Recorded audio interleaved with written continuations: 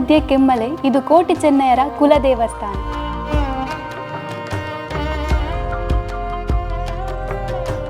ತಾಯಿ ದೇವಿ ವೈದ್ಯತೆಯ ಹರಕೆ ತೀರಿಸಿದ ದೇವಸ್ಥಾನವಿದೆ. ನಾವು ಹಾಡಲ್ಲೇ ಉಂಟು, ಕೆಮ್ಮಲೆ ತವೋ ಬ್ರಹ್ಮ ಎಂಕಲ ಕುಲದೈವ ಬ್ರಹ್ಮ ಅಂತ ಹೇಳಿಕೊಂಡು ಅವರು ಬಂದು ಆ ಹಾಡಿನ ಮೂಲಕ ತಮ್ಮ ಭಕ್ತಿಯನ್ನು ಇಲ್ಲಿ ವ್ಯಕ್ತಪಡಿಸ್ತಾರೆ. ಆಗ ಎಲ್ಲ ಇಲ್ಲಿ ಬಾಗಿಲು ಆಟೋಮೆಟಿಕ್ ಓಪನ್ ಆಗ್ತದೆ, ಘಂಟಾನಾದಗಳು ಮೊಳಗ್ತವೆ, ಆ ದೀಪಗಳು ಬೆಳಗ್ತವೆ. ಹಾಗೆ ವಿಶೇಷವಾಗಿ ಈ ಬ್ರಾಹ್ಮಣರಿಗೆ ಕೂಡ ಆಶ್ಚರ್ಯವಾಗಿ ಅವರು ಬಂದು ತನ್ನ ಕ್ಷಮೆಯನ್ನು ಯಾಚಿಸಿಕೊಂಡು ಇಲ್ಲಿನ ನಿತ್ಯದ ಪೂಜೆಯನ್ನು ಮಾಡಿ ಅವರನ್ನು ಹರಸಿ ಕಳಿಸ್ತಾರೆ. ಅದೇ ರೀತಿ ಇಲ್ಲಿ ಮುಖ್ಯವಾಗಿ ಇರುವಂಥ ಪ್ರಮುಖ ಸೇವೆ ಅಂತ ಹೇಳಿದರೆ ಒಂದು ಪುಂಡಿಪಣವು ತುಂಬ ಇತಿಹಾಸವಿರುವಂಥ ಒಂದು ಹರಿಕೆ. ಅದು ಪುಂಡಿಪನ, ಅವರು ಮೊದಲು ಬಂದಾಗಲೂ ಪುಂಡಿಪನವನ್ನು ಇಲ್ಲಿ ಬಂದು ಸಮರ್ಪಿಸಿ ಹೋಗ್ತಾ ಇದ್ರು.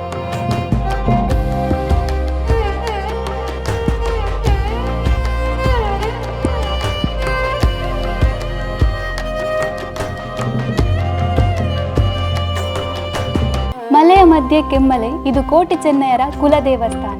ತಾಯಿ ದೇವಿ ವೈದ್ಯತೆಯ ಹರಕೆ ತೀರಿಸಿದ ದೇವಸ್ಥಾನವಿದೆ. ಅವಳಿ ವೀರರ ಭಕ್ತಿಗೆ ಮೆಚ್ಚಿ ಮುಚ್ಚಿದ್ದ ಗುಂಡದ ಬಾಗಿಲು ತನ್ನಿಂತಾನೆ ತೆರೆದಿತು. ಇಲ್ಲಿದೆ ನಾಗಬ್ರಹ್ಮ ದೇವಸ್ಥಾನ, ಆದಿಬ್ರಹ್ಮಗುಡಿ, ಉಳ್ಳಾಕಲು ಮಾಡಲು.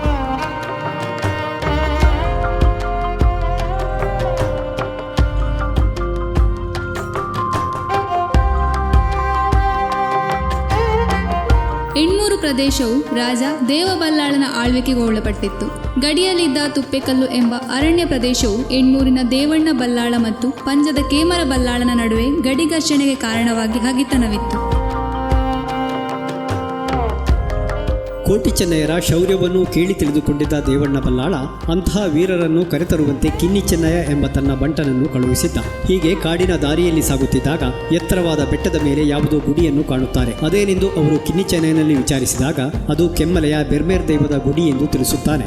ಆಗ ಕೋಟಿ ಚೆನ್ನಯರಿಗೆ ತಮ್ಮ ತಾಯಿ ಹೇಳಿದ್ದ ಪುಂಡಿಪಣವು ಹರಕ್ಕೆ ನೆನಪಾಗಿ ಅದನ್ನು ತೀರಿಸಿ ಕೆಮ್ಮಲೆ ನಾಗಬ್ರಹ್ಮರಿಗೆ ತಮ್ಮ ಪ್ರಾರ್ಥನೆಯನ್ನು ಸಲ್ಲಿಸಲು ಬಯಸುತ್ತಾರೆ. ಆದರೆ ಅವರು ದೇವಸ್ಥಾನ ತಲುಪಿದಾಗ ಬೆಳಗಿನ ಪೂಜೆಯು ಮುಗಿದು ದೇವಸ್ಥಾನದ ಬಾಗಿಲುಗಳು ಮುಚ್ಚಿದ್ದವು. ಕೋಟಿ ಚೆನ್ನಯರು ಅರ್ಚಕರಲ್ಲಿ ಬಾಗಿಲು ತೆರೆಯುವಂತೆ ವಿನಂತಿಸಿಕೊಂಡಾಗ ಅವರು ಮರುದಿನ ಬೆಳಗಾಗುವವರೆಗೂ ಕಾಯುವಂತೆ ತಿಳಿಸುತ್ತಾರೆ. ಹೇಗಿದ್ದರೂ ಒಪ್ಪಿಸಬೇಕಾದ ಹರಕೆಯನ್ನು ಒಪ್ಪಿಸದೆ ಮುಂದುವರಿಯುವಂತಿರಲಿಲ್ಲ. ಕೋಟಿ ಚೆನ್ನಯರು ದೇವಸ್ಥಾನದ ಮುಚ್ಚಿದ ಬಾಗಿಲಿನ ವಿರುದ್ಧ ದಿಕ್ಕಿನಲ್ಲಿ ಕುಳಿತು, ಸ್ವಾಮಿ ಕೆಮ್ಮಲಜೆ ನಾಗಬ್ರಹ್ಮರೇ, ನಾವು ನಿಮ್ಮ ಪಾದ ನಂಬಿದ ಭಕ್ತರು. ನಮ್ಮ ತಾಯಿ ದೇವಿ ವೈದ್ಯತೆ ಹೆರಿಗೆ ಕಾಲದಲ್ಲಿ ನಿಮ್ಮ ಭಂಡಾರಕ್ಕೆ ಮುಷ್ಟಿ ಕಾಣಿಕೆಯ ಹರಕೆ ಹೊತ್ತಿದ್ದರು. ಅದನ್ನು ಸಂದಾಯ ಮಾಡಲು ಬಂದಿದ್ದೇವೆ. ನಾವು ಸತ್ಯದಲ್ಲಿ ಹುಟ್ಟಿ ಸತ್ಯದಲ್ಲಿ ಬೆಳೆದವರಾದರೆ ಗುಂಡದ ಬಾಗಿಲು ತೆರೆದು ನಂದಾದೀಪ ಉರಿಯಲಿ, ನಿತ್ಯದ ಪೂಜಾ ವೈಭವ ನಡೆಯಲಿ, ನಿಮ್ಮ ಸಾನ್ನಿಧ್ಯದ ಗಂಟೆ ಬಾರಿಸಲಿ, ತಮ್ಮ ದಿವ್ಯ ದರ್ಶನದ ಭಾಗ್ಯ ಒದಗಿ ಬರಲಿ ಎಂದು ಅನನ್ಯ ಭಕ್ತಿ ಭಾವದಿಂದ ಕಣ್ಮುಚ್ಚಿ ಪ್ರಾರ್ಥನೆಗೈದರು. ಕ್ಷಣ ಮಾತ್ರದಲ್ಲಿ ಪವಾಡ ಸದೃಶವಾಗಿ ಬಾಗಿಲುಗಳು ತಮ್ಮಷ್ಟಕ್ಕೆ ತಾವೇ ತೆರೆದುಕೊಂಡು ಗಂಟೆಗಳು ಘಂಟಾನಾದದೊಂದಿಗೆ ಅಲ್ಲಾಡತೊಡಗಿದವು. ನಂದಾದೀಪ ಬೆಳಗಿತು.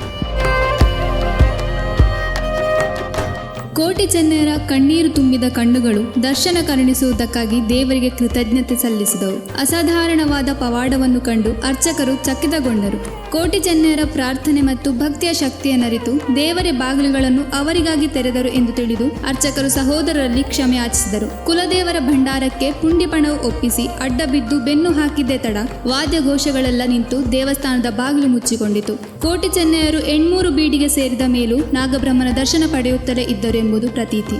ಇಂಥ ಕಾರಣಿಕ ಶಕ್ತಿಯ ಈ ನಾಗಬ್ರಹ್ಮ ಸ್ಥಾನವು ನಂತರದ ವರ್ಷಗಳಲ್ಲಿ ಅಭಿವೃದ್ಧಿ ಕಂಡಿದೆ. ಕೆಂಪು ಕಮ್ಮಲಜೆ ಎಂಬ ಹೆಸರಿದ್ದ ಈ ಪರಿಸರದಲ್ಲಿ ಗುಂಡದ ಪಕ್ಕದಲ್ಲಿ 2 ಮಾಡಗಳಿತ್ತು.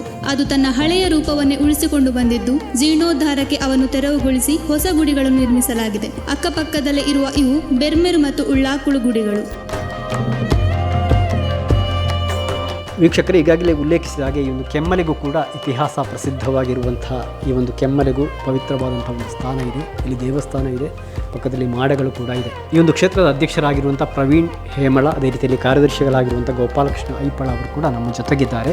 ಈ ಒಂದು ಕ್ಷೇತ್ರದ ಅವರು ಕಂಡಂತೆ ಒಂದು ವಿಶೇಷತೆ ಮತ್ತು ಇಲ್ಲಿಯ ಸೇವೆಗಳು, ಪ್ರಸಿದ್ಧತೆ ಬಗ್ಗೆ ಏನು ಹೇಳ್ತೀರಿ? ಸುಮಾರು 100 ವರ್ಷಗಳ ಇತಿಹಾಸವುಳ್ಳಂಥ ಈ ಒಂದು ಕೆಮ್ಮಲೆ, ಆ್ಯಕ್ಚುಲಿ ಮೊದಲು ಕೆಮ್ಮಲೆಂದಲೇ ಇರುವಂಥ ಈ ಒಂದು ಪ್ರಸಿದ್ಧವಾದ ಕ್ಷೇತ್ರ ಇದು ಈಗ ಹೇಮಳವಾಗಿ ಪರಿವರ್ತನೆಗೊಂಡಿದೆ. ಮುಂದೆ ಕೋಟಿ ಚೆನ್ನಯರು ತಮ್ಮ ಹರಿಕೆಯನ್ನು ಸೇರಿಸಲು ಬರುವಂಥ ಸಂದರ್ಭದಲ್ಲಿ ಈ ಬ್ರಾಹ್ಮಣರು ಸುಮಾರು ಪಂಜ ದೂರದಿಂದ ನಡ್ಕೊಂಡು ಬರ್ತಾಯಿದ್ರು. ಅವರು ಬಂದು ಇಲ್ಲಿ ಪೂಜೆಯನ್ನು ಮಾಡಿ ಹೋಗುವಷ್ಟೊತ್ತಿಗೆ ಕೋಟಿ ಚೆನ್ನಯರು ತಮ್ಮ ಹರಿಕೆಯನ್ನು ತೀರಿಸಲಿಕ್ಕೆ ಬರ್ತಾರೆ. ಆಗ ಇಲ್ಲಿ ಬಾಗಿಲೆಲ್ಲ ಮುಚ್ಚಿ ಅವರ ಪೂಜೆಯೆಲ್ಲ ಮುಗಿದಿರ್ತದೆ. ಆಗ ಅವರು ಎಷ್ಟೇ ಅರ್ಚಕರ ಹತ್ರ ತನ್ನ ಮನವರಿಕೆ ಮಾಡಿಕೊಂಡ್ರು ಅವರು ಅದಕ್ಕೆ ಒಪ್ಪುವುದಿಲ್ಲ. ನಂದು ಪೂಜೆ ಆಯಿತು, ನಾನು ಹೋಗ್ತೇನೆ ಅಂತ. ಆಗ ಕೋಟಿ ಚೆನ್ನಯರೇ ಬಂದು ಸ್ವತಃ ಇಲ್ಲಿ ಬಂದು ತಮ್ಮ ಅಳಲನ್ನು ಬೇಡಿಕೊಳ್ತಾರೆ. ಅಂದರೆ ಅದು ಹಾಡಲ್ಲೇ ಉಂಟು, ಕೆಮ್ಮಲೆ ತವೋ ಬ್ರಹ್ಮ ಎಂಕಲ ಕುಲದ ಯುವ ಬ್ರಹ್ಮ ಅಂತ ಹೇಳಿಕೊಂಡು ಅವರು ಬಂದು ಆ ಹಾಡಿನ ಮೂಲಕ ತಮ್ಮ ಭಕ್ತಿಯನ್ನು ಇಲ್ಲಿ ವ್ಯಕ್ತಪಡಿಸ್ತಾರೆ. ಆಗ ಎಲ್ಲ ಇಲ್ಲಿ ಬಾಗಿಲು ಆಟೋಮೆಟಿಕ್ ಓಪನ್ ಆಗ್ತದೆ, ಘಂಟಾನಾದಗಳು ಮೊಳಗ್ತವೆ, ಆ ದೀಪಗಳು ಬೆಳಗ್ತವೆ. ಹಾಗೆ ವಿಶೇಷವಾಗಿ ಈ ಬ್ರಾಹ್ಮಣರಿಗೆ ಕೂಡ ಆಶ್ಚರ್ಯವಾಗಿ ಅವರು ಬಂದು ತನ್ನ ಕ್ಷಮೆಯನ್ನು ಯಾಚಿಸಿಕೊಂಡು ಇಲ್ಲಿನ ನಿತ್ಯದ ಪೂಜೆಯನ್ನು ಮಾಡಿ ಅವರನ್ನು ಹರಸಿ ಕಳಿಸ್ತಾರೆ. ಅಂದರೆ ತುಂಬ ಇತಿಹಾಸವುಳ್ಳಂಥ ಇದೊಂದು ಕ್ಷೇತ್ರ. ತುಂಬ ದೂರದ ಊರಿನಿಂದ ಉಡುಪಿ ಅಥವಾ ಕಾರವಾರ, ಬಂಟ್ವಾಳ ಅಲ್ಲಿಂದ ತುಂಬ ಬಿಲ್ಲ ಸಮುದಾಯದವರು ಬಂದು ತಮ್ಮ ಹರಕೆಯನ್ನು ತೀರಿಸ್ತಾರೆ. ಅಂದರೆ ಸಾಮಾನ್ಯವಾಗಿ ಈ ಮಕ್ಕಳ ಆಗದಂಥ ಕೆಲವು ದಂಪತಿಗಳು, ಅದೇ ರೀತಿ ಮದುವೆ ಆಗದಂಥ ಯುವಕ ಯುವತಿಯರು, ಹಾಗೆಯೇ ಎಲ್ಲ ರೀತಿಯ ಜನಾಂಗಗಳು ಬಂದು ತಮ್ಮ ಹರಕೆಯನ್ನು ಇಲ್ಲಿ ಹೇಳಿ ನಂತರ ಬಂದು ಹರಕೆಯನ್ನು ಒಪ್ಪಿಸಿ ಹೋಗುವಂಥ ಎಷ್ಟೋ ನಿದರ್ಶನಗಳಿವೆ. ಅದೇ ರೀತಿ ನೀರಿನ ಆಶೆ ಇಲ್ಲದವರು ಬಂದು ನೀರಿಗೆ ಕೂಡ ಇಲ್ಲಿ ಬಂದು ತಮ್ಮ ಪ್ರಾರ್ಥನೆಯನ್ನು ಮಾಡಿ ಆನಂತರ ಇಲ್ಲಿ ಹರಕೆಯನ್ನು ಸಲ್ಲಿಸಿ ಹೋಗ್ತಾರೆ. ಪ್ರತಿಯೊಂದು ಕೂಡ ತಮ್ಮ ಮನವರಿಕೆ ಏನು ಮಾಡಿರ್ತಾರೆ ಅದೆಲ್ಲವೂ ಕೂಡ ಇಲ್ಲಿ ಈಡೇರ್ತದೆ ಈ ಒಂದು ಕ್ಷೇತ್ರದಲ್ಲಿ.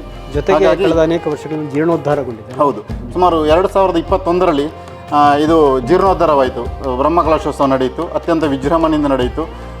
ಸುಮಾರು 81 ಕೋಟಿ ಮಿಕ್ಕಿ ನಮಗೆ ಇಲ್ಲಿ ಅನುದಾನಗಳು ಕೂಡ ಬಂದಿದೆ. ಒಳ್ಳೆಯ ಒಂದು ಇಂಪ್ರೂವ್ಮೆಂಟ್ ಆಗಿದೆ ಈ ಏರಿಯಾ ಕೂಡ. ಅದೇ ರೀತಿ ಈಗಲೂ ಕೂಡ ಪ್ರತಿ ವರ್ಷ ಸಾಮಾನ್ಯವಾಗಿ ಹುಣ್ಣಿಮೆ ಕಳೆದಂಥ ಸುಗ್ಗಿ ಹುಣ್ಣಿಮೆ ಅಂತ ಹೇಳ್ತಾರೆ, ಆ ಹುಣ್ಣಿಮೆ ಸಮಯದಲ್ಲಿ ಇಲ್ಲಿ ಜಾತ್ರೆ ನಡೀತದೆ. ಇಲ್ಲಿ ಜಾತ್ರೆ ಸಂದರ್ಭದಲ್ಲಿ ಅತ್ಯಧಿಕ ಜನರು ಭಕ್ತಾದಿಗಳು ಬಂದು ತಮ್ಮ ಸೇವೆಯನ್ನು ಇಲ್ಲಿ ಮಾಡಿಕೊಂಡು ಹೋಗ್ತಾರೆ. ಅದೇ ರೀತಿ ಇಲ್ಲಿ ಮುಖ್ಯವಾಗಿ ಇರುವಂಥ ಪ್ರಮುಖ ಸೇವೆ ಅಂತ ಹೇಳಿದರೆ ಒಂದು ಪುಂಡಿಪಣವು, ಅದೇ ರೀತಿ ಸರ್ವ ಸೇವೆ ಮತ್ತು ನಾಗತಂಬಿಲ ಸೇವೆ, ಇವಿಷ್ಟು ಇಲ್ಲಿ ಪ್ರಮುಖವಾದದ್ದು. ನಂತರ ಮಂಗಳಾರತಿ ಇರ್ಬೋದು ಅಥವಾ ಪಂಚಗಜ್ಜೆ, ಹಣ್ಣುಕಾಯಿ ಇಂಥದ್ದೆಲ್ಲ ಸೇವೆಗಳನ್ನ ಮಾಡಿಕೊಂಡು ತಮ್ಮ ಮನದಾಳದ ಹರಕೆಯನ್ನು ಇಲ್ಲಿ ತೀರಿಸ್ಕೊಂಡು ಹೋಗ್ತಾರೆ. ಕೋಟಿ ಚೆನ್ನೈಯವರು ಸಲ್ಲಿಸಿದಂಥ ಪ್ರಾರ್ಥನೆ ಕೂಡ ಅದೇ ಆಗಿತ್ತು ಅಲ್ಲ? ಹೌದು, ಪುಂಡಿಪನವ್ ಅವರು ತುಂಬ ಇತಿಹಾಸವಿರುವಂಥ ಒಂದು ಹರಕೆ ಅದು. ಪುಂಡಿಪನವ್ ಅವರು ಮೊದಲು ಬಂದಾಗಲೂ ಪುಂಡಿಪನವನ್ನು ಇಲ್ಲಿ ಬಂದು ಸಮರ್ಪಿಸಿ ಹೋಗ್ತಾ ಇದ್ರು. ಅದೇ ರೀತಿ ಆ ಬಿಲ್ಲವ ಜನಾಂಗದವರು ಈಗ ಬಂದು ಅದೇ ಪುಂಡಿಪನವನ್ನು ಇಲ್ಲಿ ಸಮರ್ಪಿಸಿ ಹೋಗುವಂಥದ್ದು ತುಂಬ ಇದೆ. ಹೆಚ್ಚಿನ ಇದರಲ್ಲಿ ಬರ್ತಾರೆ, ಜನಸಂಖ್ಯೆಯಲ್ಲಿ ಬರ್ತಾರೆ.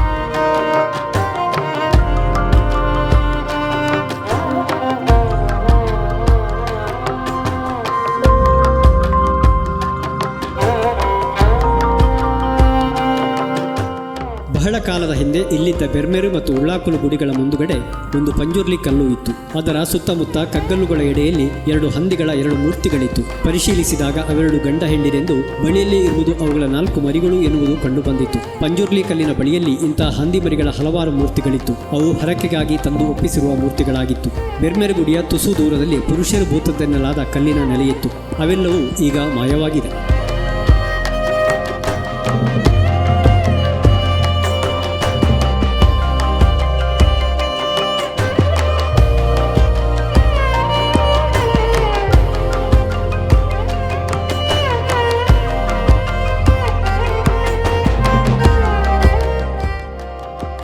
ಕೋಟಿ ಚೆನ್ನೈಯರ ಇತಿಹಾಸದ ಮತ್ತೊಂದು ಪ್ರಮುಖ ಸ್ಥಳವನ್ನು ಸಂದರ್ಶಿಸಿದ್ದೇವೆ, ನಮ್ಮ ವೀಕ್ಷಕರಿಗೆ ಪರಿಚಯ ಮಾಡಿಕೊಟ್ಟಿದ್ದೇವೆ. ಈ ಒಂದು ಕೆಮ್ಮೆಲೆಯ ಪುಣ್ಯ ಮಣ್ಣಿನಿಂದ ಕೋಯಾಂಕರ್ ಪ್ರಜ್ಞಾ ಸಾಲಿಯಾನ್ ಕೇರ್ಪಳ, ಕ್ಯಾಮರಾ ಪರ್ಸನ್ ಕೌಶಿಕ್ ರಾಮ್ ಬಳ್ಳಕ, ಸುದ್ದಿ ರಿಪೋರ್ಟರ್ ಸಂಕಪ್ಪ ಸಾಲಿಯಾನ್ ಅಲಕ್ಕಾಡಿ ಮತ್ತು ಸುದ್ದಿ ಬಳಗದ ಕರುಣಾಕರ್ ಕೆಮ್ಮಾರ ಜೊತೆ ನಾನು ದುರ್ಗಾಕುಮಾರ್ ನಾಯ್ಕೆರೆ, ಸುದ್ದಿ ಸುಳ್ಳು.